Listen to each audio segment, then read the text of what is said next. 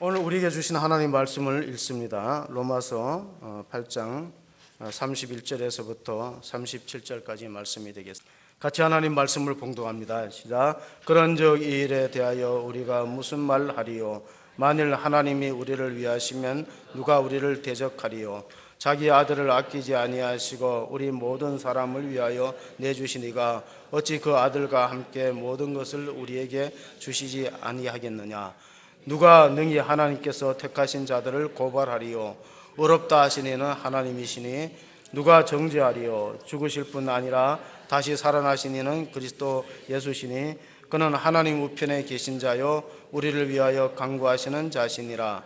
누가 우리를 그리스도의 사랑에서 끊으리요? 환난이나 공고나 박해나 기근이나 적신이나 위험이나 칼이랴. 기록된 바 우리가 종일 주를 위하여 죽임을 당하게 되며 도살할 양같이 여김을 받았나이다 함과 같으니라.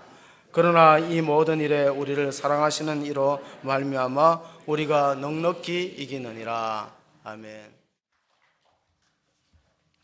우리에게 장발잔으로 잘 알려진 프랑스의 문호 빅톨 위고는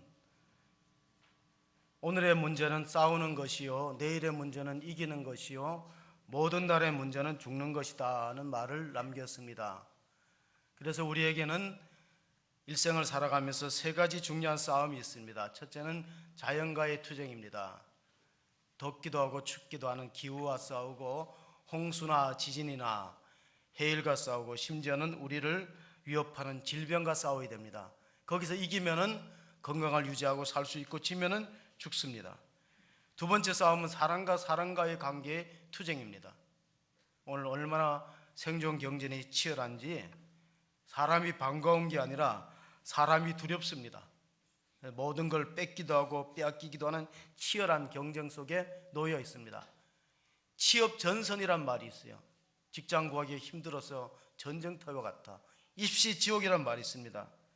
남을 떨어뜨려야 내가 입학을 하는 경쟁 구조입니다. 마지막 싸움은 자신과의 투쟁입니다. 신앙생활은 자기와의 싸움이라고 볼 수 있어요. 내 속에 의심이 있고 불안이 있고 갈등이 있고 때로는 게으름과 나태함이 있습니다.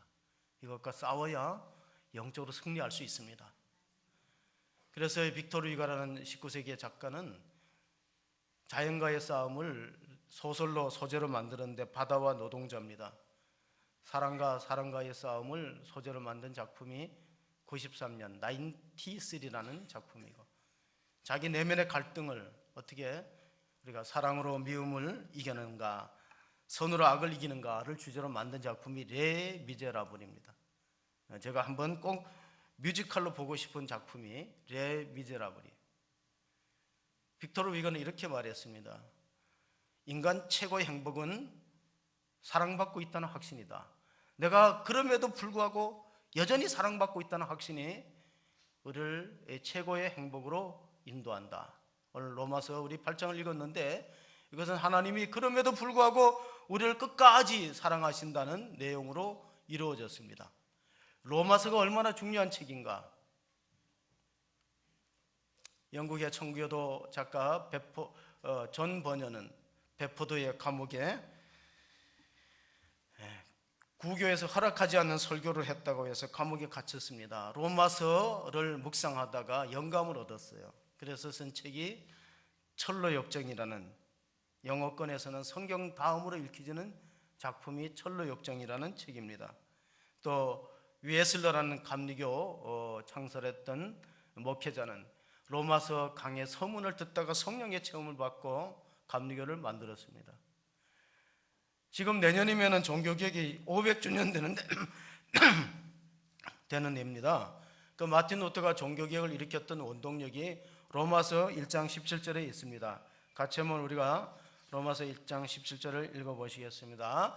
복음에는 하나님의 의가 나타나서 믿음으로 믿음에 이르게 하나니 기록된 바 오직 의인은 믿음으로 말미암아 살리라 함과 같으니라. 이 말씀 하나 붙들고 그는 잘못된 구원관, 당시의 중세 사람들이 우리가 어떤 선행을 하거나 공로나 공덕을 쌓아야 구원에 이른다는 잘못된 구원관을 뒤집고 종교개혁을 일으켰습니다. 그래서 우리 삶에 있어서 중요한 것은 어떤 환경에 놓여 있느냐 보다가 어떤 확신을 갖고 살아가느냐가 더 중요합니다. 미국의 클라이슬러라는 자동차 회사가 부도로 넘어갈 때 그때 경영권을 맡았던 리 아이어코카가 이런 말을 했어요. 사원들을 불러놓고 중요한 것은 환경이 아니라 확신이다. 확신이 중요한데 신앙생활을 잘하면은 우리가 5가지 확신을 가질 수 있습니다. 첫째가 구원의 확신입니다. 구원의 확신이란 건 뭐냐? 오늘 밤 내가 하나님의 부름을 받고 죽더라도 내가 천국 들어갈 수 있다는 믿음이 있는가? 여러분 스스로 한번 질문해 보세요. 하나님 오늘 밤에 나를 부른다면 내가 천국에 들어갈 수 있는가? 이게 구원의 확신이죠. 두 번째로 확신을 가져야 될 게 임마누엘의 확신입니다. 예수님의 또 다른 이름은 임마누엘이라 마태복음에 그렇게 기록되어 있습니다. 1장에. 그리고 임마누엘의 뜻은 무엇입니까? 하나님이 우리와 함께 하시는도다는 동행의 약속이죠. 동행의 확신인데 아프리카에 선교를 했던 리빙스턴에게 기자가 물어봤습니다. 당신이 끝까지 선교를 성공적으로 잘할 수 있는 이유가 무엇이었는가 하고 물어봤을 때 자기는 마태복음 끝장 끝절을 항상 암송하고 마음에 새겼다 그랬습니다. 선교의 좌우명으로 삼았다. 그럼 마태복음 끝장은 28장이고 끝절은 20절인데 거기에 뭐라고 기록되어 있습니까? 같이 한번 우리가 보시겠습니다. 내가 너에게 분부한 모든 것을 가르쳐 지키게 하라. 볼지어다 내가 세상 끝날같이 너희와 항상 함께 있으리라 하시니라. 이 임마누엘의 확신이 있어야 됩니다. 세 번째 성도가 가져야 될 중요한 확신은 기도 응답의 확신입니다. 우리가 하나님께 기도하면 하나님 들어주신다는 믿음이 있어야 기도할 수 있지 않겠습니까? 내가 기도를 해도 하나님이 들어주시지 않는다는 그런 믿음이 없으면 기도하기 어렵죠. 헨리 나우엔이라는 영성학자는 기도라는 것은 예수님 안에 거하는 것이다. 예수님 안에 깊이 들어가는 것이다. 예수님 안에 거하는 게 왜 중요하냐? 요한복음 15장 7절에 예수님은 제자들에게 이렇게 말씀하셨습니다. 너희가 내 안에 거하고 내 말이 너희 안에 거하면 무엇이든지 원하는 대로 구하라. 그리하면 이루리라. 우리가 기도 응답의 확신이 필요하고 기도한다는 행위는 주님 안에 거한다는 뜻과 같습니다. 네 번째 가져야 될 소망인 천국, 영생과 천국에 대한 소망을 분명히 가져야 됩니다. 왜냐하면 우리가 신앙의 목표가 결국은 하나님 나라를 상속으로 유업으로 받는 것입니다. 그리고 또 하나 이제 우리가 끝으로 가져야 될 확신이 뭐냐면은 최후 승리에 대한 확신입니다. 유대인들은 이런 말을 합니다. 마지막에 웃는 자가 승리자다. 지금 웃는 게 아니고 마지막 죽을 때 그때 웃어야 진정한 승리자인데 최후 승리에 대한 확신이 고린도서 우리가 잘 아는 부활장이라고 불려지는 고린도서 15장 55절에서 57절에 보면은 이런 말씀이 기록되어 있습니다. 사망아 너의 승리가 어디 있느냐? 사망아 내가 쏘는 것이 어디 있느냐? 사망이 쏘는 것은 죄요 죄의 권능은 율법이라. 우리 주 예수 그리스도로 말미암아 우리에게 승리를 주시는 하나님께 감사하노니. 하나님 우리에게 궁극적인 승리를 약속함을 믿으시기 바랍니다. 마지막에 승리자가 되는 거예요. 과정 속에는 환난도 있고 역경도 있고 어려움도 있지만 궁극적인 최후 승리를 약속해 주었습니다. 요즘에 우리나라 군대가 사기가 많이 떨어졌다 그래요. 그래서 어떤 지휘관이 병사를 몰아놓고 여러분 중에 북한군하고 싸워서 1대1로 싸워서 이길 수 있는 사람이 있습니까? 하니까 대부분 고개를 숙였는데 한 병사가 저는 혼자서 2사람을 물리치겠습니다 하고 자신 있게 대답했는데 옆에 있는 병사가 저는 그러면 집에 들어가겠습니다 그랬대요. 이 사람이 2사람을 맡으니까 저는 집에 들어가겠다니까. 얼마큼 우리 군대가 정말 사기가 필요하냐. 육군은 육지에서 죽고 공군은 공중에서 죽고 해군은 바다에서 죽고 방위는 어디서 죽을까요? 방에서 죽는다. 그러면 안 된다는 거예요. 방위는 쪽팔려서 죽는다. 그러니까 어떤 사람이 대위의 방이 있다 그랬어요. 대위의 방이 길을 좀 살려주려고. 우리 주변에 보면은 가족들 중에 또 방위 출신도 있지 않습니까? 동방불패라는 뜻이 동사무소 방위는 불쌍해서 패지 않는다. 그런 말의 약자라고 합니다. 자, 우리가 싸워야 될 싸움이 있어요. 그건 바로 우리 마귀 사탄 권세와 싸우는데, 히브리서 12장 4절에 보면은 히브리서 기자가 그리스도인들이 죄와 싸우되 피 흘리기까지 싸우지 않는 것에 대해서 안타까움을 호소했습니다. 중국의 철학자 왕양명이 살았던 시대에는 도둑이 들끓었어요. 그래서 한 번은 왕양명의 제자가 물어봤습니다. 우리나라가 이렇게 도둑이 들끓는데 이 도둑 문제를 해결하려면은 스승님 어찌하면 좋을까요? 물어봤을 때 왕양명이 나한테는 더 심각한 문제가 있다. 무슨 문제가 있습니까? 하니까 내 마음의 도둑을 때려잡는 거다. 우리 마음속에는 정말 하나님이 기뻐하시지 않는 도둑이 있다는 거예요. 또 전쟁이 한창 심할 때 또 물어봤습니다. 스승님, 우리가 전쟁에서 이기려면 어떻게 하면 되나 물어봤을 때 왕양명은 내게는 더 큰 문제가 있는데 그것은 내 마음의 전쟁에서 이기는 것이다. 내면의 전쟁에서 이기는 것입니다.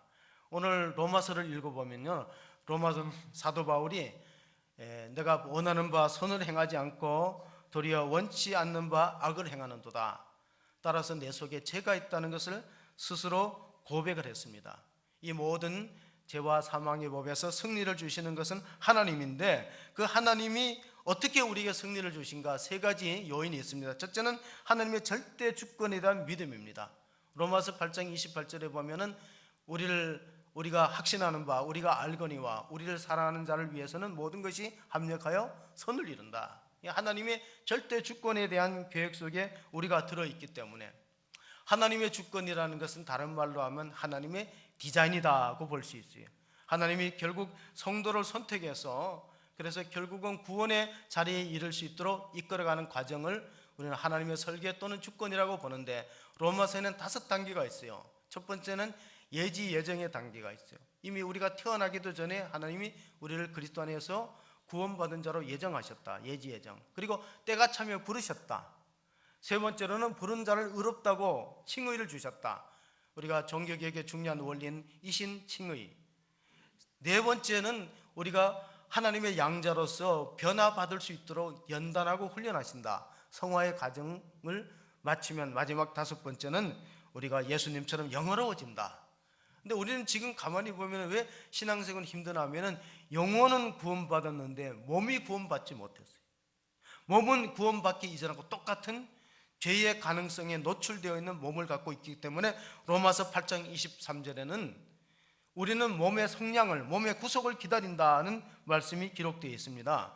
그럼에도 불구하고 승리를 확신할 수 있는 것은 우리를 대적할 자가 아무것도 없다. 로마서 8장 31절, 우리 첫 번째 기절을 같이 읽어보시겠습니다.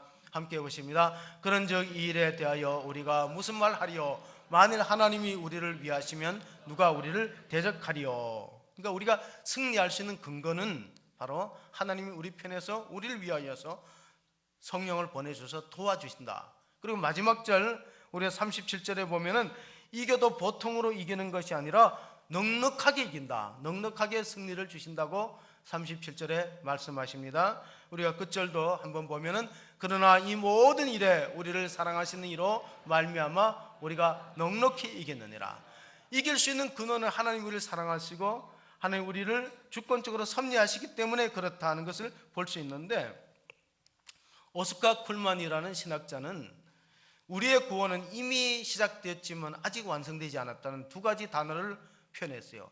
우리 이미 구원 받았어요. 근데 아직 구원이 완성된 건 아니에요. 그래 그 속에서 내면적인 갈등과 여러 가지 영적 싸움이 있게 마련입니다. 이미 구원 받았어요. 예를 든다면 우리가 2차 대전 때 1944년도에 노르만디 상륙 작전을 프랑스 해변에서 해갖고 연합군이 승리의 교두보를 확보했어요. 이미 이겼는 거예요. 그러나 실제로 독일이 패망하고 손을 든 것은 이듬해인 1945년도예요. 그래서 오스칸 쿨만이라는 학자는 44년도에 노르만디 승리 작전을 결전의 날, 디시전 데이, D-Day라고 불렀어요. 그리고 결국 45년도 이듬해에 독일이 완전히 무너진 날을 V-데이, 빅토리 데이라 그랬어요. 그러면 교회사적으로 보면은 D-데이는 예수님의 초림입니다. 예수님이 2000년 전에 육신을 입고 이 땅에 오셔서 십자가에 못 박혀 죽으시고 3일 만에 부활하셨어요. 그럼 V-데이는 결정적인 승리의 날은 언제냐? 그는 재림 때예요. 예수님이 재림 때. 그러니까 우리는 이미와 아직 사이에 놓여 있어서 우리의 승리를 하나님이 약속했지만은 우리 아직도 두 가지 법에 놓여서 싸우고 있습니다. 하나는 생명의 법이고 하나는 사망의 법입니다. 로마서 8장 1절 2절에 두 가지 법에 대해서 사도 바울은 이렇게 말씀하고 있습니다. 같이 보십니다. 그러므로 이제 그리스도 예수 안에 있는 자에게는 결코 정죄함이 없나니 이는 그리스도 예수 안에 있는 생명의 성령의 법이 죄와 사망의 법에서 너를 해방하였습니다. 아멘.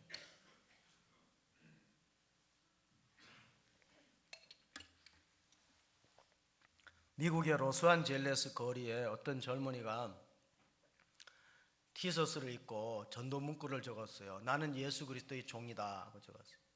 사람들이 보면서 좀 미쳤구나, 아주 굉장히 지독하게 예수를 믿는구나 하고 조금 이렇게 관심을 갖고 지켜봤을 때 그 젊은 청년이 티셔츠를 입고 지나가는 뒤에 보니까 이런 영어로 이런 글귀가 적혀 있어요. 그러면 당신은 누구의 종입니까?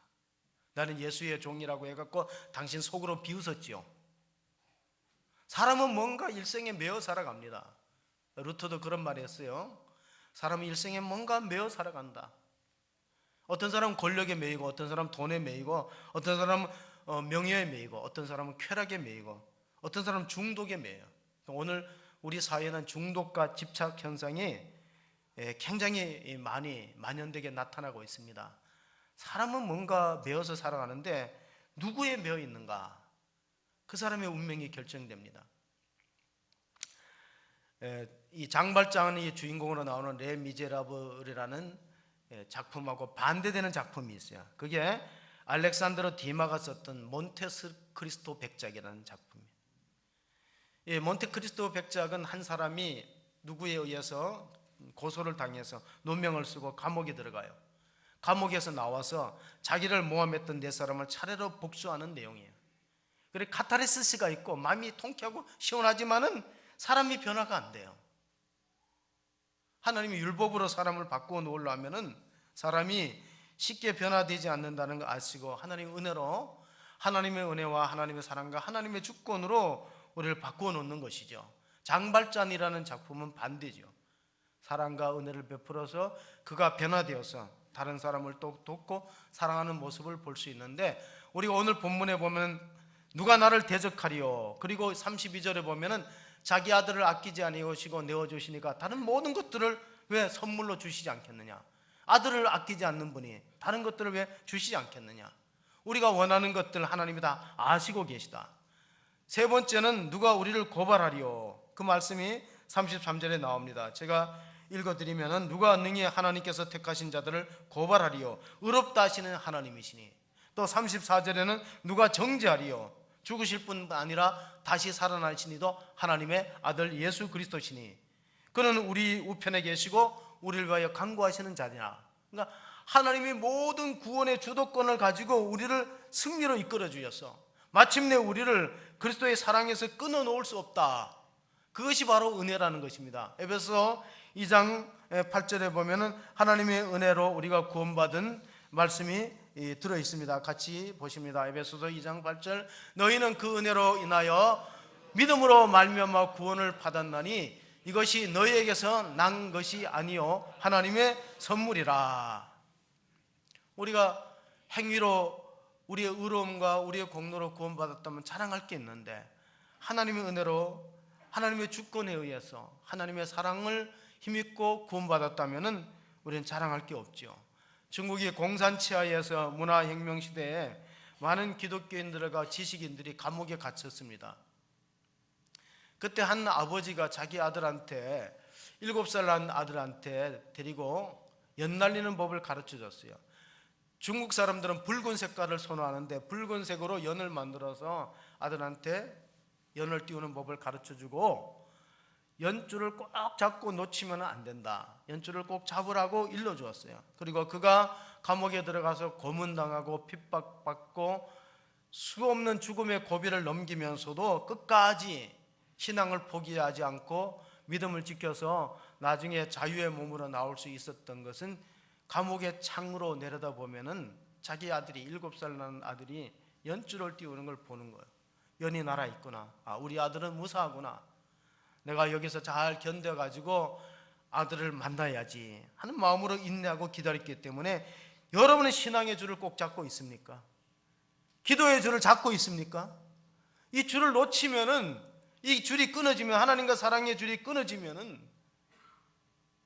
우리의 믿음의 결과가 생명으로 이어질 수 없다는 거, 오늘 우리가 분명히 아시고, 오늘 우리가 그 성서주일로서 하나님 말씀에 대한 이 연줄이 우리는 하나님의 약속이죠. 이 소년에게, 7살 난 소년에게 연줄은 우리에게는 말씀과 같은 거, 말씀을 놓치지 말고 말씀의 연줄을 붙들어야 됩니다. 디모데후서 3장 14절 15절에 보면은 이런 말씀이 있습니다. 같이 보시겠습니다. 디모데전서, 그러나 너는 배우고 확신한 일에 거하라. 너는 내가 누구에게서 배운 것을 알며 더 어려서부터 성경을 알았나니 성경은 능히 너로 하여금 그리스도 예수 안에 있는 믿음으로 말미암아 구원에 이르는 지혜가 있게 하느니라. 왜 성경을 알아야 되냐면, 성경은 결국 우리 자녀들로 하여금 구원에 이르는 지혜를 주는 생명의 말씀이기 때문에 성경을 붙들어야 된다. 연줄을 붙드는 것처럼 성경을 붙들어야 되고, 우리가 말씀을 붙들면은 거기에 따르는 감정이 뒤따라옵니다. 우리가 CCC 전도책자 사형리에 보면은 이런 그림이 있어요. 끝에 기관차가 있고 객차가 있고 그렇습니다. 그럼 기관차는 뭐냐? 말씀입니다. 객차는 뭐냐? 감정입니다. 우리 감정 따라 신앙생활 하다 보니까 너무 기복이 커요. 어떤 때는 믿음이 좋은 것 같다가 구원의 확신이 있는 것 같다, 어떤 때는 또 침체되어서 구원을 잃은 것 같고 영적으로 방황합니다. 중요한 건 말씀이죠. 기관차가 객차를 끌고 가야지 객차가 기관차를 끌고 갈 수 없어요. 감정이 말씀을 끌고 가는 게 아니라 말씀이 우리의 감정을 이끌고 가는 것을 믿으시기 바랍니다. 말씀 중심에 서 있어야 돼요. 지금 오늘이 성서주일인데 1951년도에 전쟁의 와중에도 성서주의를 지켰어요. 왜? 이 국가적인 혼란과 비상한 사태에 우리가 의지할 게 뭐가 있는가? 정치인들도 약속을 하는데 못 지키잖아요. 정치인들이 약속하고 다 지킬 수 있습니까? 심지어는 뭐 손에 장을 쥐진다 그랬는데 장을 쥐겠다고 해갖고 막 지금 곤욕을 당하잖아요. 그분 또 상도중앙교회 안수 집사님이셔. 그러니까 사람은 약속을 잘 못 지켜요. 안수 집사님이 지금 힘든 상황에 놓여 있잖아요. 하나님만이 약속을 지키기 때문에 우리 하나님 말씀을 붙들어야 되는데, 38절, 우리가 로마서 뒷부분에 끝절 두 절을 안 읽었는데 38절 39절을 한번 읽어보시겠습니다. 같이 읽습니다. 내가 확신하노니 사망이나 생명이나 천사들이나 권세자들이나 현재일이나 장래일이나 능력이나 높음이나 깊음이나 다른 어떤 피조물이라도 우리를 우리 주 그리스도 예수 안에 있는 하나님의 사랑에서 끊을 수 없으리라. 제가 어디서 그래 보니까요, 사랑이 뜨거운 사람들은 이 감기가 잘 안 찾아온대요. 제가 이제 감기가 걸려갖고 약을 먹으니까 자꾸 이렇게 목이 자꾸 타기 때문에 이게 내가 사랑이 부족했구나 하는 걸 느끼게 되는데,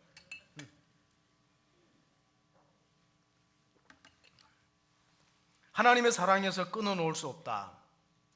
선교사들이 선교지에 가서 끝까지 복음을 전할 수 있는 것은 그 선교지 백성이 사랑스러워가 아니에요. 내가 주님으로부터 받은 사랑이 너무나 크고 놀랐기 때문에 그것을 그 하나님이 부르시는 자리에 가서 선교지에 가서 쏟아넣는 거죠. 허드슨 테일러가 그렇게 말했어요. 중국에서 선교 활동을 오래 했는데, 내가 중국의 바람이 좋거나 중국의 땅이 좋거나 중국 사람이 특별히 사랑스러워 간 게 아니라 하나님이 내게 부은 사랑이 너무 크기 때문에, 그 십자가의 구속의 은혜와 사랑을 생각하면 내가 가지 않을 수 없다, 그런 고백을 했습니다. 우리의 신앙생활에는 환난과 역경이 있을 수 있어요. 그러나 그것이 우리에게 손해나 상실을 가져오는 게 아니라 나중에는 유익한 결과를 준다. 그게 로마서 8장 18절의 말씀. 바울이 현재 우리가 당하는 고난은 장차 우리에게 나타날 영광과 좋게 비교할 수 없다. 그런 말씀으로 위로를 주고 있습니다. 마치 나비가 되기 전에는 번데기 애벌레 상태에서 좀 흉측스러워요. 그러나 그것이 고통스러운 그 껍질을 벗고 나면은 아름다운 나비로서 날개짓을 하듯이 우리의 환난과 고통과 역경, 오늘 우리가 당하는 여러 가지 시련도 이것을 회개의 기회로 삼고 성숙의 기회로 삼을 수 있는 성도가 될 수 있기를 바랍니다. 그러면 이것이 우리가 더 나은 생산적인 진통이 될 수 있어요. 교회라는 배는 기독교 2000년 역사 가운데 수없는 자초의 위기를 겪었지만은 결국 교회라는 배는 침몰되지 않았어요. 그러나 타이타닉이라는 1912년도에 커다란 배가 2,500명이 넘게 탔다가 결국은 그 배가 빙산에 부딪혀서 살아남은 사람은 3분의 1도 안 돼요. 나머지가 다 목숨을 잃었는데, 타이타닉의 비극이 뭐냐? 그건 바로 교만이었어요. 교만. 타이타닉이 처음에 출항할 때 신문에 이렇게 났어요. 신도 침몰시킬 수 없는 거대한 배다. 타이타닉은 신화에 타이탄이라는 거인을 본따서 타이타닉이라는 이름을 붙였어요. 신도 침몰될 수 없다는, 하나님마저도 침몰시킬 수 없다는 그 교만이 결국은 비극을 가져온 거예요. 신앙생활도 마찬가지입니다. 하나님은 교만한 자를 대적하고 겸손한 자에게 은혜를 베푸심을 믿으시기 바랍니다. 겸손해야 돼요. 회사가 잘 나가다가 하루아침에 회사가 흔들리는 이유가 뭔지 아세요? 회사의 사유하에 있어요. 국가가 잘 나가다 휘청거리는 뭐냐? 권력의 사유하에 있어요. 교회가 위기에 빠지는 이유가 뭐냐면 교회를 사유화하는 거예요. 교회 주인은 하나님이시고 주님인데 특정한 개인이나 특정한 집단이 그것을 자기의 것으로 오해할 때 위기가 오는 거예요. 우리 다 하나님의 손에 붙들린 백성이에요. 하나님이 우리에게 영생을 주는 것은 아무도 빼앗아가지 못합니다. 요한복음 10장 28절 29절에 그런 말씀이 있습니다. 예수님께서 제자들에게 이런 말씀을 주셨어요. 내가 그들에게 영생을 주노니 영원히 멸망하지 아니할 것이요 또 그들을 내 손에서 빼앗을 자가 없느니라. 29절 그들을 주신 내 아버지는 만물보다 크심에 아무도 아버지의 손에서 빼앗을 수 없느니라. 하나님이 우리에게 주신 영생은 우리보다 더 강한 세력이 와야 빼앗아 갈 수 있는데 하나님보다 더 강한 힘이나 세력이 없기 때문에 아무도 우리에게 하나님이 선물로 주신 영생을 빼앗아 갈 수 없다는 거예요. 그래서 그 기초 위에 우리 교회가 세워집니다. 요즘 교회가 많이 무너지고 흔들린다고 해요. 근데 어떤 교회가 안 흔들리는가? 안 흔들리는 교회는 마태복음 16장 18절에 말씀과 같은 교회가 흔들리지 않습니다. 같이 마태복음 16장 18절을 읽어보겠습니다. 또 내가 내게 이르노니 너는 베드로라. 내가 이 반석 위에 내 교회를 세우리니 음부의 권세가 이기지 못하리라. 여기서 내 교회라는 건 예수님의 교회, 베드로의 교회가 아니에요. 베드로의 교회는 무너집니다. 특정한 목사의 교회는 무너집니다. 장로의 교회도 무너집니다. 권사의 교회도 무너집니다. 누구의 교회? 주님의 교회만이 설 수 있어요. 바른 신앙 고백하고 교회를 사유화해서는 안 된다. 특정한 사람의 목소리가 높아도 안 돼요. 하나님의 교회이기 때문에 이 모든 일로 말미암아 우리를 사랑하는 일로 넉넉히 이겼는데,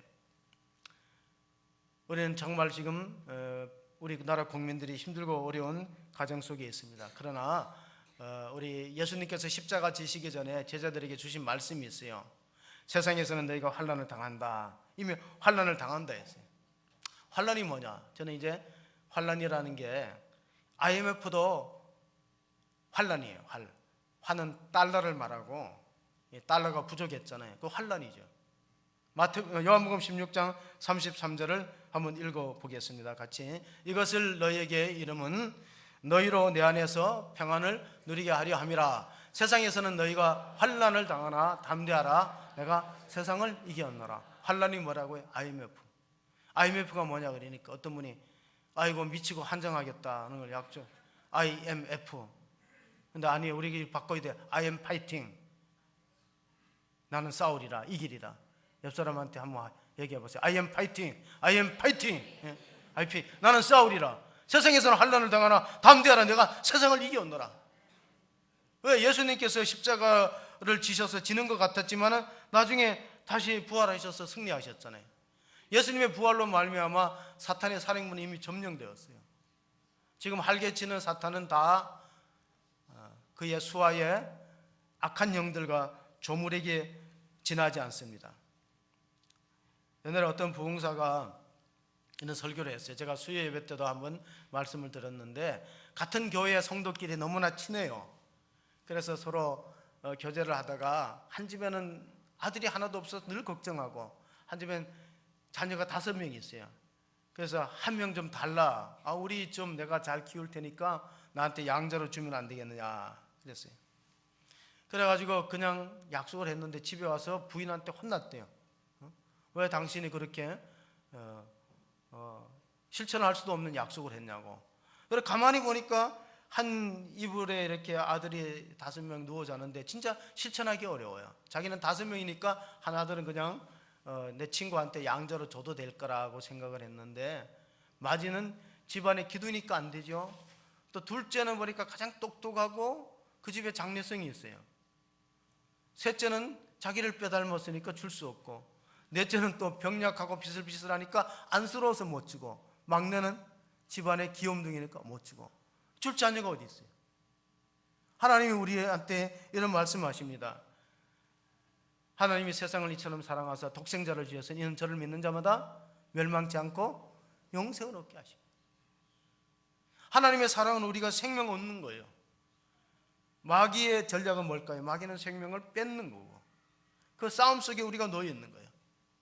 요한복음 3장 16절을 가리켜서 가장 축소된 복음서다, 가장 큰 약속이다, 가장 큰 선물이다, 가장 큰 희생이다, 성경학자들은 여러 가지로 해석을 합니다. 중요한 것은 우리가 하나님의 사랑에서 끊어놓을 수 없다는 것. 오늘 35절에 보면요, 중요한 말씀이 기록되어 있습니다. 로마서 8장 35절에 보면 이런 말씀이 있어요. 누가 우리를 그리스도의 사랑에서 끊으리요? 환난이나 공고나 박해나 기근이나 적신이나 위험이나 칼이라. 그러니까 사랑이 있는 사람은 믿음에서 떨어지지 않아요. 그러니까 하나님의 사랑을 안 받은 게 아니라 느끼지 못하는 것이죠. 크로멜이라는 영국의 혁명가가 있습니다. 그 크로멜이라는 영국의 혁명가 밑에 병사가 큰 실수를 해서 사형 온도를 받아요. 근데 사형 집행하는 시간이 다가올 때 교회 종소리를 신호로 해갖고 사형이 집행됩니다. 근데 그 병사에게는 사랑하는 약혼자가 있어요. 그 약혼한 여성이 자기 약혼한 남자를 살려보려고 여러 가지로 탄원서를 냈어요. 우리 그 사람 좀 한번 기회를 달라고. 근데 다 거절당합니다. 크로멜 장군한테 가서 호소를 해도 안 돼요. 마지막으로 찾아간 게 교회에 늙은 종지기를 찾아갔어요. 종을 치면 우리 남편 될 사람 죽으니까 종 치지 말아달라고. 근데 그 기가 어두운 종지기는 잘 못 알아듣고 자기는 종을 치는 게 사명이니까 쳐야 된다. 저녁에 이제 종이 땅땅 울리면은 그 병사는 눈을 가리고 총살이 되는 거예요. 집행관들이 총을 딱 겨누고 있는데 종소리가 들리지 않아요. 병사를 시켰어요. 크로멜 장군이.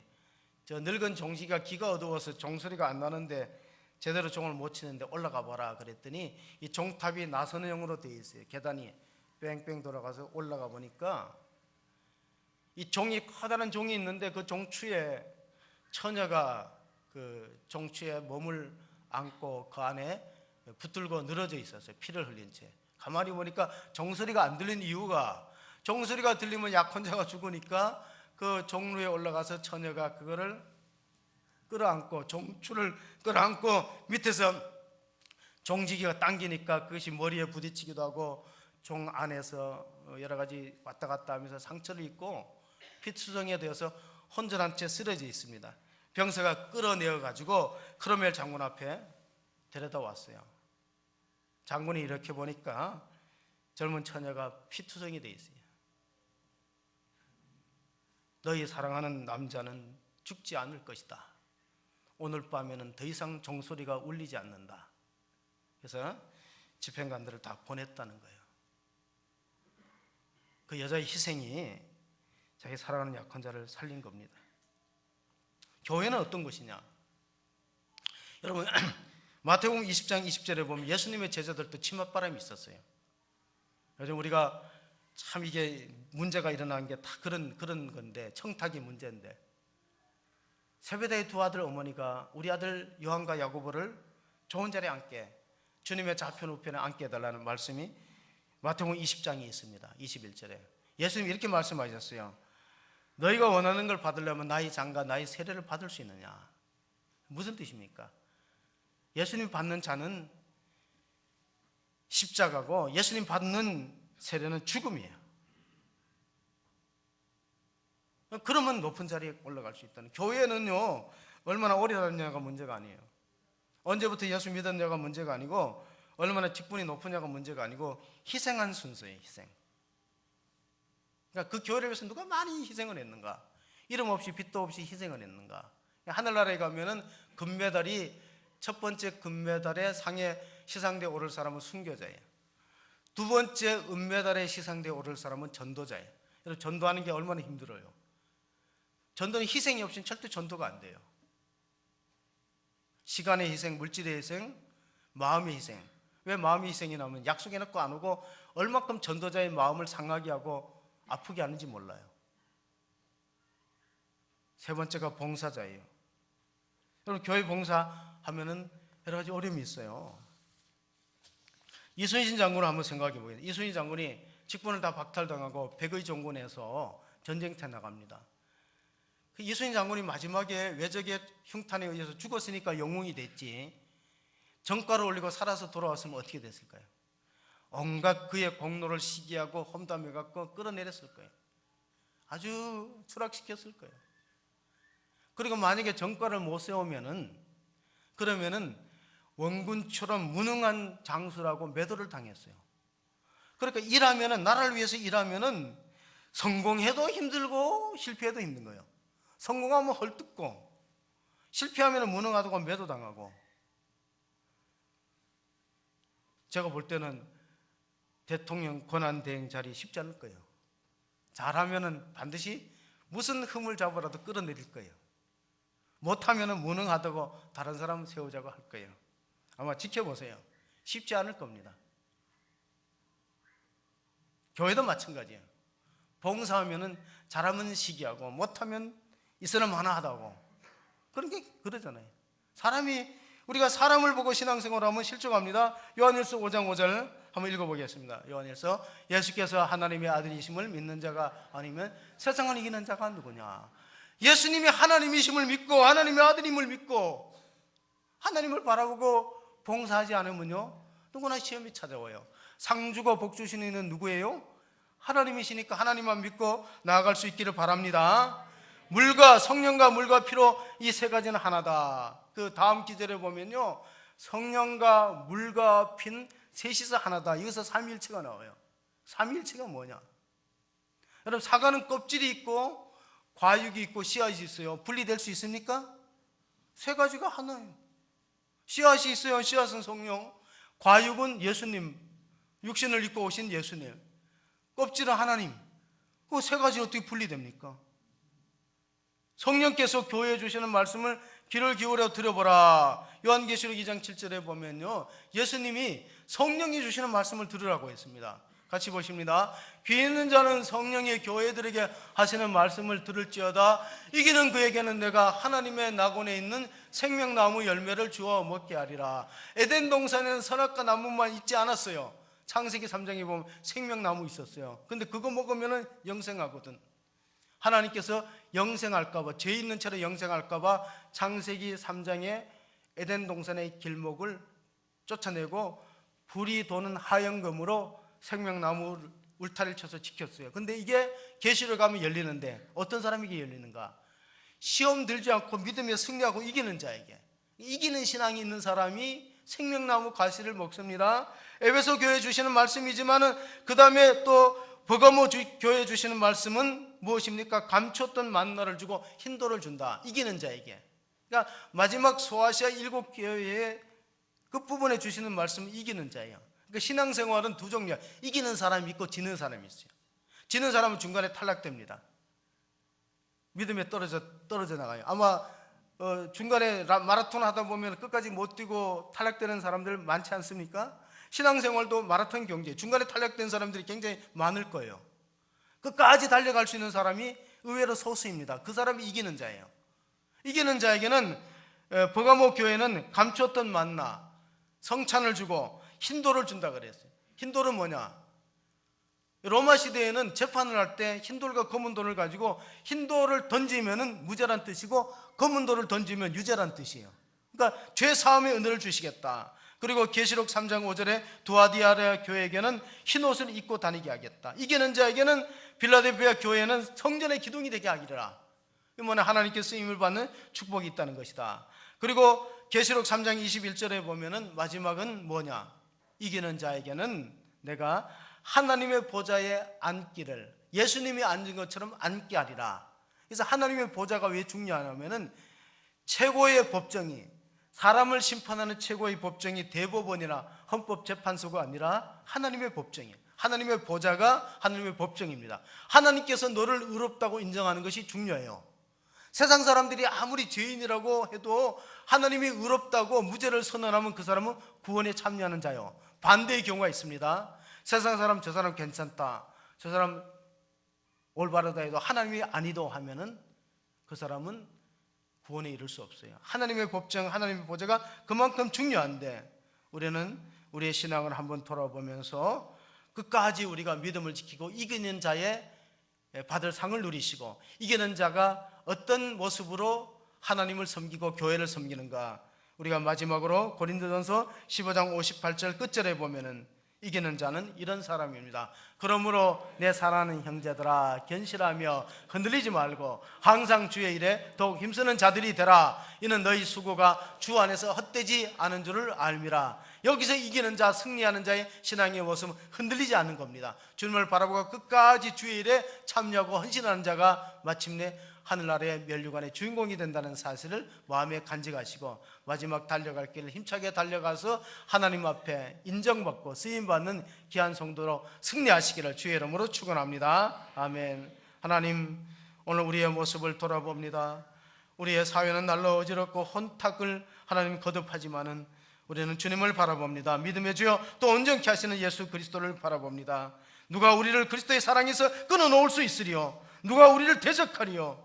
자기 아들을 아끼지 아니하시고 우리 모든 사람에게 내어주시니까 그 아들과 함께 다른 모든 것들을 은혜로 우리에게 주시지 않겠습니까? 하나님의 은혜가 우리를 승리하게 하고 하나님의 사랑의 줄이 우리를 끝까지 견고하게 붙들어서 마침내 구원의 반석에 이룰 수 있도록 도와주심을 감사하며 끝까지 믿음으로 달려갈 길을 다 달려가는, 그래서 하나님 앞에서 온전하게 인정받는 성도로 하나님 우리 모든 우리 호수중앙교회 일꾼들 축복하시고 또 내년도에도 더욱 하나님 앞에 아름답게 헌신하는 모습이 있을 수 있도록 인도하여 주시옵소서.